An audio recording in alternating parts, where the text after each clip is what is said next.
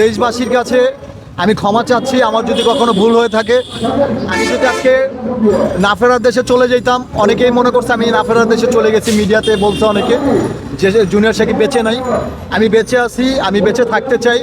আর আমি যদি কোনো ভুল করে থাকি, সবার কাছে আমি মাপ চাই, হাত জোর করে মাপ চাই যে আমাকে স্বাভাবিক জীবনে আসার জন্য, ভালো পথে চলার জন্য আমাকে একটা সুযোগ দেন, আমাকে কিছু অর্থ দিয়ে সহযোগিতা করেন যাতে আমি দেশের বাইরে গিয়ে স্বাভাবিক জীবনে। আমাকে গত 1 বছর ধরেই তো দেখতেছেন আমি একটা প্রেস ক্লাবে এসে মানববন্ধন করছিলাম যে আমি ওর কাছ থেকে রক্ষা চাই, যে আমার সাথে এরকম একটা অনৈতিক কাজ হয়েছে, যে আমাকে ব্ল্যাকমেল করে সংসার করতে চাচ্ছে সে। সেটা হচ্ছে একান্তই তার ভাইরাল হওয়ার জন্য। কারণ আমি একটা অ্যাক্টর ছিলাম, আমি একজন ইউটিউবার ছিলাম, আমার একটা ভিডিও ছাড়লে লাখ লাখ লাইক পড়তো, সে আমার ভিডিও দেখতো প্রতিনিয়ত ছিলেন, পাশাপাশি খারাপ কাজে জড়িত ছিলেন। আমি বুঝতে পারি নাই সে আমার সাথে পার্টনারশিপে কাজ করার জন্য প্রডিউসার হিসাবে অনেক নক করে, বলে যে আমি আপনার সাথে পার্টনারশিপে কাজ করব, আপনার যা ইনকাম হবে আমার অর্ধেক আপনার অর্ধেক, মানে কিছু অর্থ লগ্নি করবে এখানে। তো ওই হিসাবে তার সাথে আমি দেখা করি। দেখা করাতে আমাকে সে আটকিয়ে দেয়, একটা ক্যামেরা কিনে দিয়ে সে আমাকে আটকিয়ে দেয়। আটকানোর পর সে আমাকে তার আগের হাজব্যান্ডের সাথে যেই কাজী অফিসে বিয়ে হয়েছে 15 বছর আগে, সেই কাজী অফিস কাজীকে ডেকে আমার সিগনেচার নেয়, আমাকে মারধর করে, ব্ল্যাকমেল করে। তারপরে আমি ওর ওইখান থেকে যখন আসি, এসে বাসায় যাই, বাসায় যাওয়ার পর আমার বাসায় আবার হামলা দেওয়ার পর আমার মা বাবা সাক্ষী, এলাকাবাসীরাও সাক্ষী কেরানীগঞ্জের। আমি সাথে সাথে যখন আমাকে মানহানি করে সবাইকে জানিয়ে দেয়, তখন তো আমি একজন অ্যাক্টর ছিলাম, সবাই জানতো আমি ভালো একটা ছেলে। যখন আমাকে সমাজে খারাপ করলো, তখন আমি মানে পরপারে না ফেরার দেশে চলে যাওয়ার জন্য একটা প্ল্যানিং করি। আল্লাহ আমাকে বাঁচাইছে। আমি বলছিলাম যে আমি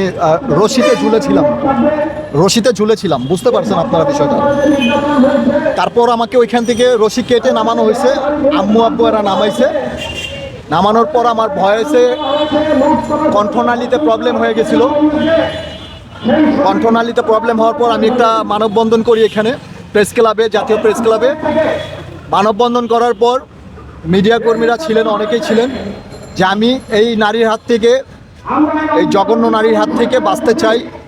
অ্যান্ড তার হাজব্যান্ড আছে, সংসার আছে, তার ভবিষ্যৎ কিন্তু গঠন করা হয়ে গেছে। আমার কিন্তু লাইফটা পড়ে আছে এখন, আমি আমার সুন্দর লাইফটা লিড করতে চাই। মানে সেই দিন আপনি কোথায় ছিলেন? সেই দিন আমার সাথে এই ঘটনা ঘটছে, আমরা সেই তথ্যটা জানতে, এর আগের গল্পগুলো কিন্তু সবাই জানে। আমরা এখন জানতে চাচ্ছি আপনি এখানে উপস্থিত এখন কেন? আমি এক সপ্তাহ আগে জেল থেকে বের হয়েছি, কারাগার থেকে। 4 মাস আমি জেলে ছিলাম। আমি 4 মাস জেলে ছিলাম কারাগারে, ঢাকা কেন্দ্রীয় কারাগারে থাকার পরে আমি যাকে বিয়ে করছিলাম, ইকরা খানের আম্মুকে দিয়া থ্রেট দিয়ে আমাকে মামলা করছে। মামলা করে ও নিজে সাক্ষী হয়ে আমাকে কারাগারে রেখেছেন। কারাগারে গিয়ে আমাকে অনেক থ্রেট দেয় যে এই মেয়ের সাথে সংসার করতে পারবি না, আমার সাথে সংসার করতে হবে, অ্যান্ড আমার ছেলে মেয়ে নিয়েই থাকতে হবে, আর আমাকে দিয়ে ভিডিও বানাইতে হবে সোশ্যাল মিডিয়ায়।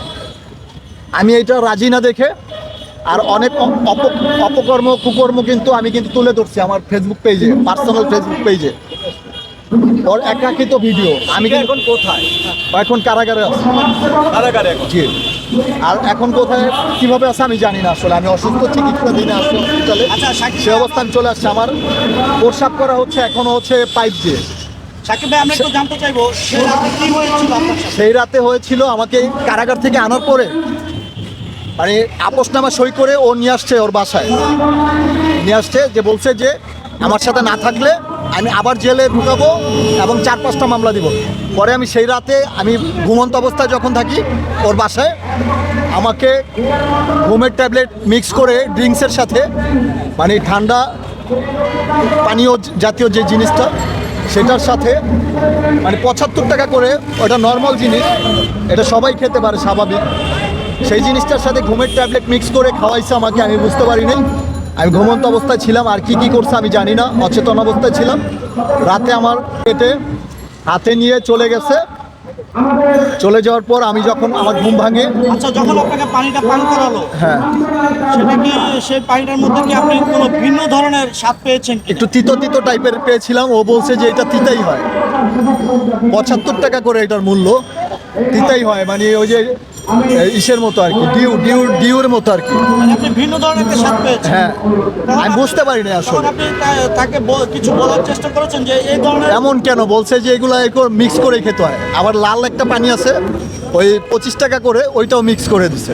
আপনি কি বুঝলেন না যে আপনার সাথে এই ধরনের প্রতারণা করা আসলে সব সময় বলছে যে আমি বেঁচে থাকতে আপনার কোনো ক্ষতি হবে না, তার প্রতি এই বিশ্বাসটা আপনার ছিল? বিশ্বাস ছিল, যার কারণে আমি বুঝতে পারি নাই ভাই। এরপরে ঘটনা কি, যে ঘটনা পরে আমি আর কিছু বলতে পারবো না। সকালে যখন আমার ঘুম ভাঙে ভোর রাতে, তখন আমি দেখি বিছানা ভরে গেছে আমার ব্লাড দিয়ে। বিছানা ভরে গেছে, আপনার বুঝতে পারতেছেন কি দিয়ে বিছানা ভরে গেছে। কমিউনিটি গাইডলাইন্সের কারণে বলতে পারতেছি না। তারপর হচ্ছে আমি যখন উঠি উত্তেজনা হয়ে যাই, মানে আমি অচেতন অবস্থায় যে আমি বের হব, আমার যান বাঁচাতে হবে। ওই মুহূর্তে আমি গেট ধাক্কা দিয়েই দেখি যে গেট হচ্ছে তালা বাইরে থেকে। আপনারা মিডিয়া নিউজে দেখছেন যে গেট তালা ছিল বাইরে থেকে। টেলিভিশন নিউজে আমি দেখছি সুস্থ হওয়ার পরে গেট তালা ছিল বাইরে থেকে। আমি ব্যালকনি, নতুন বাসানো, নতুন বাড়ি বানাইছে, অবৈধ টাকার বাড়ি, ওই ব্যালকনির গ্রিলটা খোলা ছিল। ওই গ্রিল দিয়ে আমি লাফ দিয়ে বের হয়েছি লুঙ্গি ধরে। বের হওয়ার পরে আমি ল্যাংড়াইতে খোঁড়াইতে হচ্ছে এলাকাবাসীর কাছে গিয়ে আমি পড়ে যাই। তারা ধরতে সাহস পায় না। কিছু লোক তারপর ধরে আমাকে ইজি বাইকে উঠাই দিচ্ছে। আমি তারপর থানায় যাই, থানায় গিয়ে আমি উবুতায় পড়ে থাকি। তারপর তারা মিডিয়া কর্মীরা ছিল, আমাকে ভিডিও করে অনলাইনে ছেড়ে দিচ্ছে। ছেড়ে দেওয়ার পর ওইখানে যে হসপিটাল আছে, ছোটোখাটো হসপিটাল, ওই যে এলাকা ভিত্তিক, ওই হসপিটালে নিয়ে আমার কোনোরকম একটু ট্রিটমেন্ট করে স্বাভাবিক করে আর কি প্রশাসন আমাকে নিয়ে আসে ঢাকা মেডিকেল। তারপর কি হয়েছে আমি আসলে বলতে পারবো না। আচ্ছা, শাকিব ভাই, আপনি অনেক সময় আমাদেরকে যেমনটি বলেছেন, শিখার তার আপনার আগেও সাবেক স্বামী। ভাই আমি এখন একটা কথাই বলতে চাই, আমার অর্থ দরকার। আমি অর্থ সংকটে আছি, আমার চিকিৎসা দরকার, দেশের বাইরে গিয়ে চিকিৎসা দরকার। কি বলেছে একটু বলবেন? দেশের ডক্টররা বলে যে এইটা লস, ওইটা লস, খালি লসই হচ্ছে, লাভ হচ্ছে না। সার্জারিতে নেয়, সার্জারিতে নিয়ে আগা কেটে ফেলে, এটা